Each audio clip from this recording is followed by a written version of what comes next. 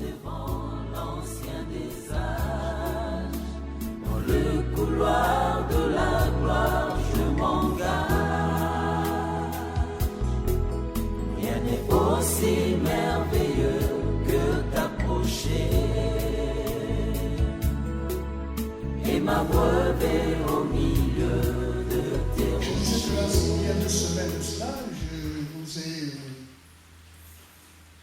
parlé du livre de l'Apocalypse. C'est un livre qui est très délicat, un livre qui est difficile à comprendre. Et j'avais fait une première partie, si vous vous souvenez, au chapitre 12 de l'Apocalypse. J'avais lu jusqu'au verset 6. Jusqu'au verset 6, et à partir du verset 7, nous allons voir cela aujourd'hui. Vous vous souvenez que, je nous rappelle juste la lecture, un grand signe apparut dans le ciel, une femme enveloppée du soleil et la lune sous ses pieds, et une couronne de 12 étoiles sur sa tête. Elle était enceinte et elle criait, étant en travail et dans les douleurs de l'enfantement. Ceux qui sont fréquents à l'église savent. Alors aujourd'hui, nous allons poursuivre cette parole à partir du verset 7. Nous allons donner un sous-thème. Et à partir de ce sous-thème, nous allons continuer à comprendre ce livre de révélation, ce livre de l'Apocalypse, qui est un livre important et difficile à comprendre. Il y eut guerre dans le ciel.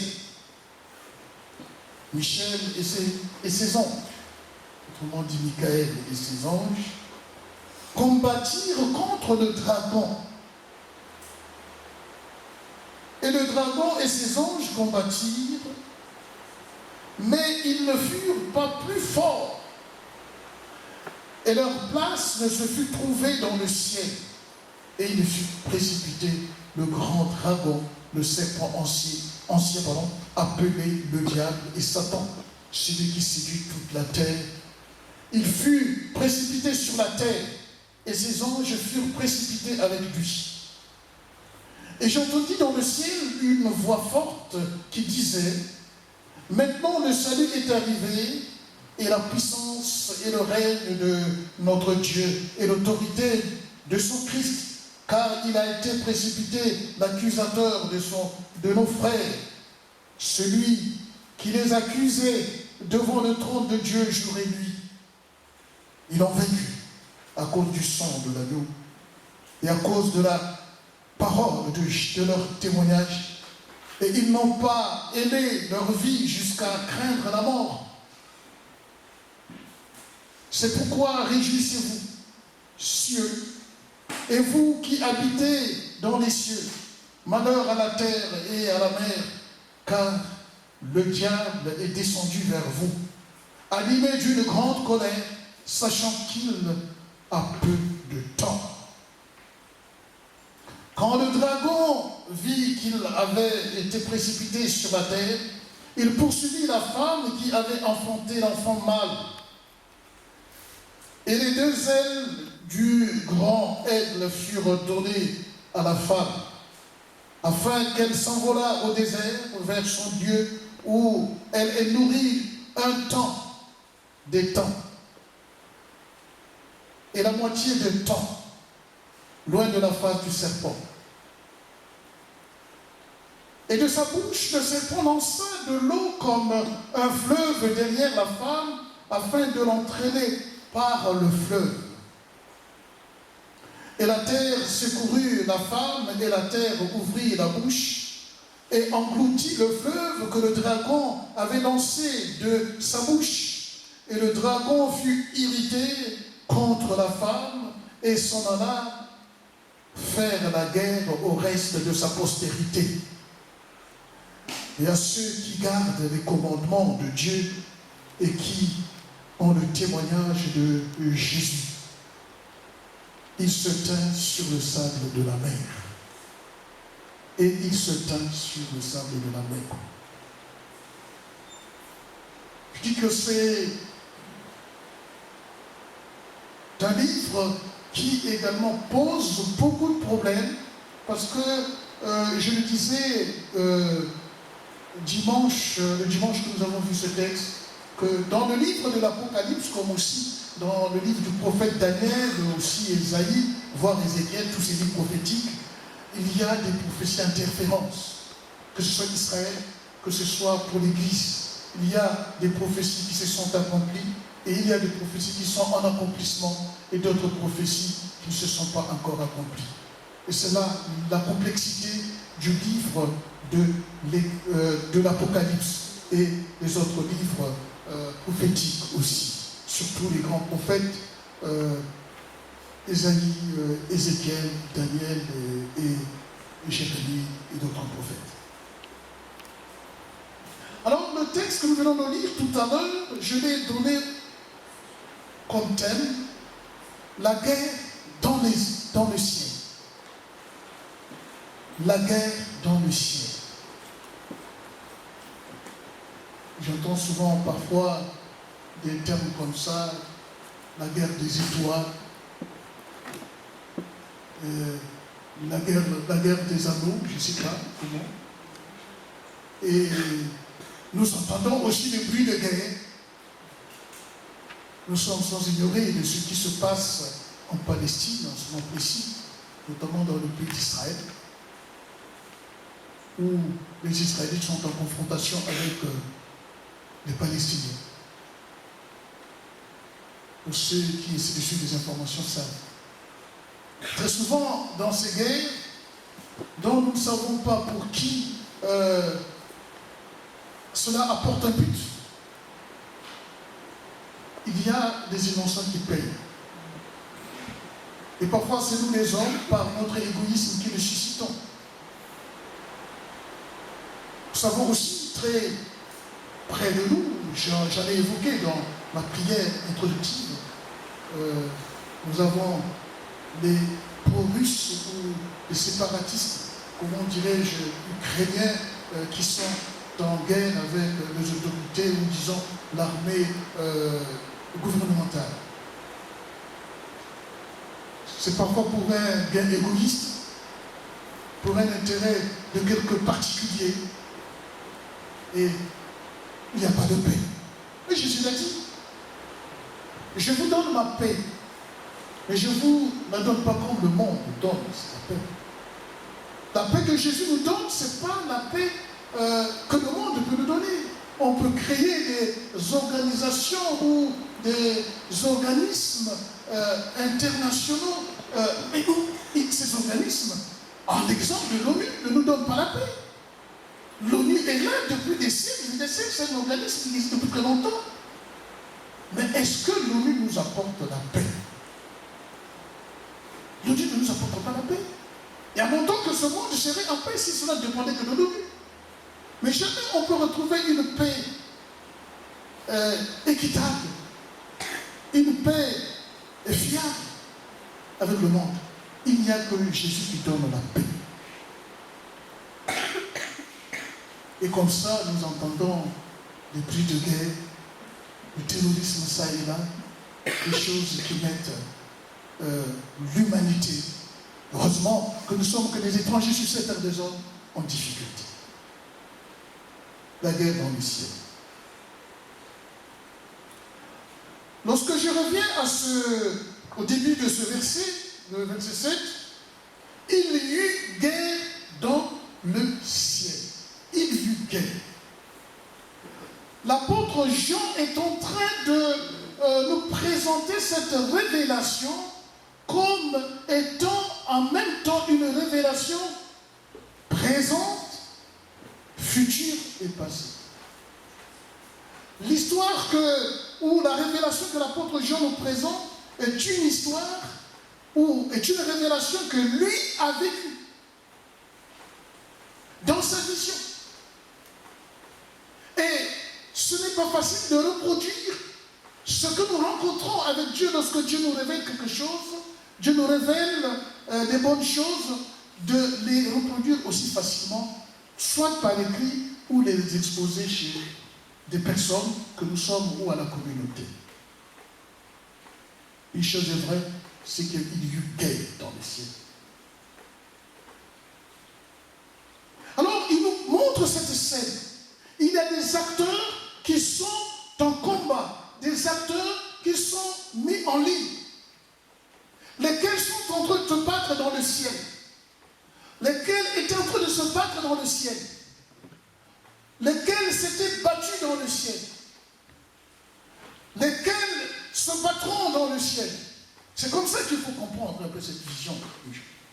Ou, disons, tout le livre de l'Apocalypse. Il y eut guerre. Et c'est ce qui était devant l'apôtre Jean, pendant qu'il était sur l'île de Patmos. Parce que là où il écrit ce livre. D'un côté, Jean nous présente Michel et ses anges. Alors, l'archange Michel, celui qui est chargé pour aller combattre, et aussi pour les enfants de Dieu, combattre pour nous, lorsque le moment s'impose.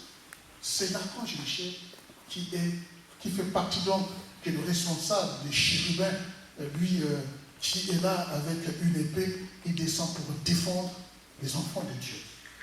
Je l'avais dit une fois lorsqu'on a eu le séminaire sur comment se débarrasser des esprits impurs, j'ai fait état de l'archange Michel, qui est le chef des armées du Seigneur, le chef des armées qui vient libérer, qui descend pour sauver l'humanité, ceux qui appartiennent au Seigneur. Michel et ses anges, d'un côté. Et de l'autre côté, parmi les acteurs de combat, nous voyons le dragon aussi et ses anges. Alors, le dragon, c'est une métaphore, ce n'est pas le dragon en tant que dragon que nous voyons, que nous pouvons physiologiquement toucher ou regarder, mais c'est le symbole. À quoi? Que veut nous dire le dragon? Mais c'est le symbole de l'ennemi, du diable. Parce que Jean en parle également, il fait état du serpent ancien. Donc le diable, qui est aussi un esprit, mais l'esprit méchant, qui se retrouve avec ses anges en train de combattre dans le ciel. Mais une chose que je voudrais également montrer ici, il ne s'agit pas du ciel atmosphérique. Donc le combat, ne nous illusionnons pas, ne se passe pas dans le ciel atmosphérique. Même pas dans le ciel sidéral où sont fixés les brasses. Mais le combat se passe dans le ciel spirituel dont nous a parlé Paul. Il a vu quelqu'un qui était élevé jusqu'au 3e ciel et qui a vu des choses incroyables. Il n'est pas possible de dire. C'est dans le monde spirituel que se passe ce combat. Nous aussi, en tant qu'enfants de Dieu, ne l'oublions pas, nous sommes également en combat. Voilà pourquoi l'apôtre Paul nous exhorte en disant que nous n'avons pas à lutter contre la chair et le sang. Nous ne devons pas livrer un combat charnel. Mais notre combat est spirituel. C'est dans la prière. C'est dans le fléchissement du genou que nous pouvons arriver à lutter. Donc ce combat se passe dans le ciel. Mais une chose est vraie. Entre donc l'armée conduite par l'archange Michel et l'armée conduite par le dragon, qu'est-ce qui se passe? Il y a toujours un victorieux. Il y a toujours celui qui triomphe, celui qui a la victoire. Et là, la Bible dit que le dragon et ses anges ne s'étaient pas trouvés très forts, ou forts si vous voulez. Ils n'ont pas pu vaincre l'armée céleste. Et nous devons le savoir que jamais l'armée de l'ennemi ne pourra nous vaincre, jamais l'armée de l'ennemi ne peut nous nuire. Là, ils ne se sont pas trouvés très forts. Et dans l'immédiat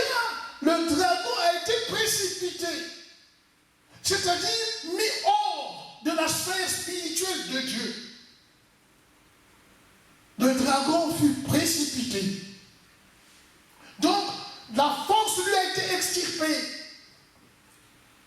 Le dragon, bien aimé, c'est pas, nous ne devons pas avoir peur de l'ennemi, nous devons au contraire dénoncer les œuvres des ténèbres, les œuvres du malin, les œuvres diaboliques. Il ne peut rien nous faire. Oui, la Bible dit, le malheur peut atteindre le juste.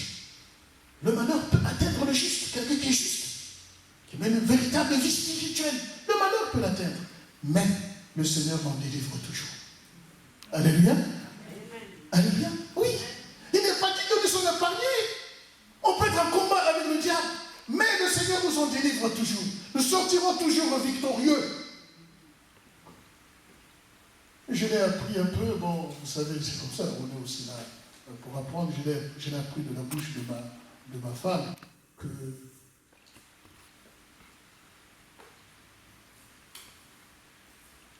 le mensonge prend l'ascenseur pour arriver au 10e étage. Ce jour, quand tu as dit ça, ça me dit tiens. En fait, là, il y a quelque chose qui m'interpelle. Lui, là. Il dit le mensonge prend l'ascenseur, mais la vérité prend les escaliers. Ça m'a fait réfléchir. Je dis, mais c'est vrai. C'est vrai. Le temps que la vérité arrive au 10e étage, le mensonge est déjà arrivé. Le mensonge est arrivé. La diffamation est déjà arrivée, répandue. Le commérage est déjà arrivé. Mais elle, la vérité vient doucement. Mais quand elle arrive au 10e étage, si vous êtes en bas de l'ascenseur, faites attention parce que quand l'ascenseur s'écoule, il y a des dégâts. Parce que la vérité prend place. Alléluia. Donc le diable, n'ayons pas peur du diable. Il ne peut rien nous faire. La vérité finira par triompher. Et là, face à ce grand combat, l'archange Michel et son armée, ils sortent vainqueurs. Et définitivement, le diable et ses anges, le dragon et ses anges sont exclus. Une exclusion totale, définitive et éternelle. Jamais plus. Le dragon n'a l'accès dans les parvis du Seigneur. Jamais. Ils subissent l'exclusion totale du ciel. Donc nous comprenons qu'il y a d'un côté l'archange Michel et de l'autre côté le dragon et ses anges qui sont les acteurs de combat. J'ai parlé tout à l'heure de la guerre qui se passe dans le pays d'Israël. Vous voulez, on peut l'appeler le pays de la Palestine. Quels sont les acteurs qui sont en guerre? D'un côté, c'est l'armée israélienne, et de l'autre côté, le Hamas. Il y a toujours deux belligérants. Et dans notre vie aussi, il y a toujours deux belligérants qui gèrent, qui sont en combat. Notre côté spirituel, et qui lutte contre les œuvres de l'ennemi du diable. Il y a toujours ces deux. On parle des pro-russes, on parle d'un côté, le gouvernement de Kiev, toujours deux belligérants qui sont venus. Et sur le plan international, de l'autre côté, il y a les États-Unis qui grognent et Poutine qui ne lâche pas. Également, de ce côté, c'est pareil dans le monde spirituel. Mais ceux qui sont du côté de Dieu triomphent toujours. Mais après, il y a un sort. Lorsque vous lisez ce texte, vous voyez le sort qui est réservé au diable, qui est réservé au dragon et ses anges. Voilà pourquoi, mes bien-aimés, ne soyez pas du côté du dragon, ne soyez pas du côté du diable. Son sort est déjà connu. Même s'il peut vous promettre mort et vallée, même s'il peut vous promettre l'or, l'argent, que sais-je, mais son sort est connu. Nous le voyons ici. D'abord, au verset 9, le dragon est précipité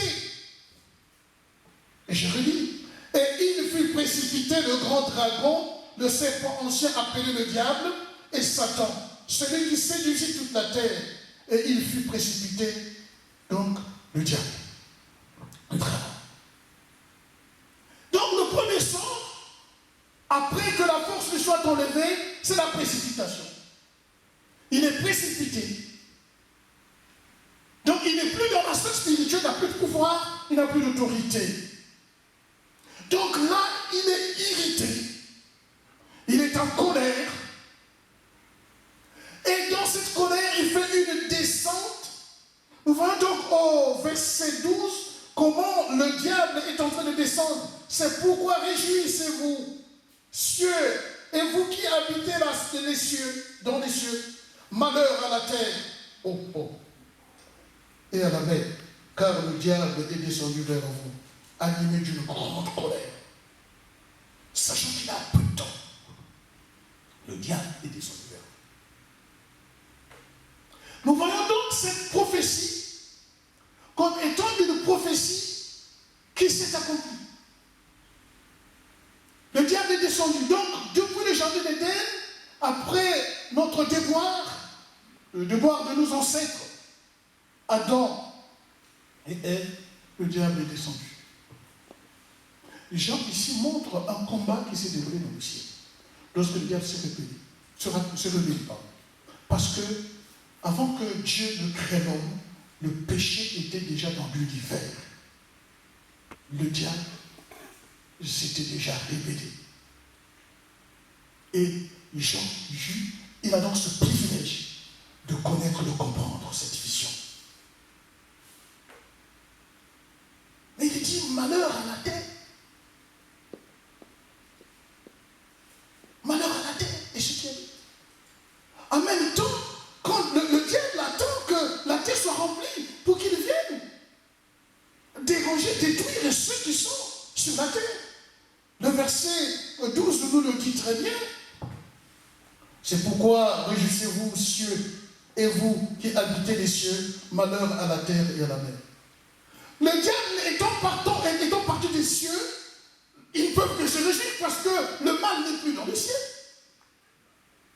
Mais le malheur se retrouve maintenant sur la terre, sur ceux qui habitent la terre. Parce que nous devons faire face au diable. Toute notre vie, c'est cette raison. Nous devons faire face au combat, ce combat avec le diable. C'est malheureux, mais cela s'est passé ici. Il est aussi donc l'accusateur des frères jour et nuit.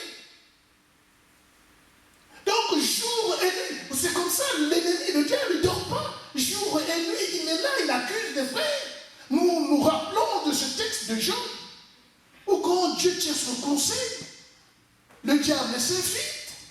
Comme il s'infiltre toujours là où sont les enfants de Dieu, réunis pour écouter la parole de Dieu, pour passer un culte agréable.